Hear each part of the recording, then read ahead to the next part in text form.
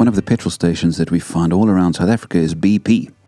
The letters actually stand for British Petroleum, and it's one of the biggest oil companies in the world. But I want to use the BP letters to remind us of some other things this week. To start with, let's remember to be prayerful.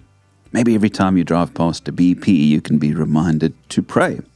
I've spoken a lot about prayer in my devotions over the past months, but I think it's a topic that can always be brought up because it is such an important part of our Christian lives, and yet it's a part with which we often struggle or lack consistency. An old Nazarene magazine I was reading the other day said this in the editorial: "A failure in prayer is a failure in everything. Trees without sap, leaf, or fruit are neither beautiful nor profitable. The work of the flesh without the spirit leaves only the trace of death. We must pray and continue in prayer if we are to bring forth fruit to the glory of God."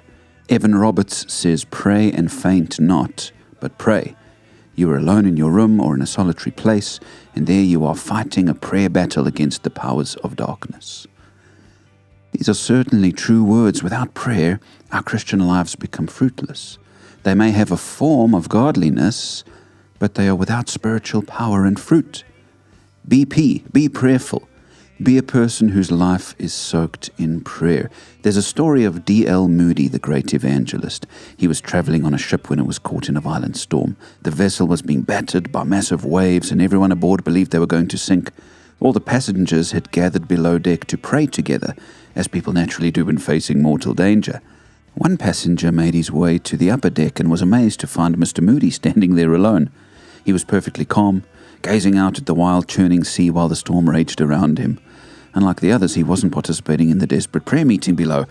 "Why, Mr. Moody, aren't you down in the prayer meeting?" the man asked in surprise. In his quiet way, Mr. Moody replied, "Oh, I am prayed up." Now I wonder if we are prayed up people, or if we only start praying when storms come. BP, be prayerful, not just in times of difficulty, but always.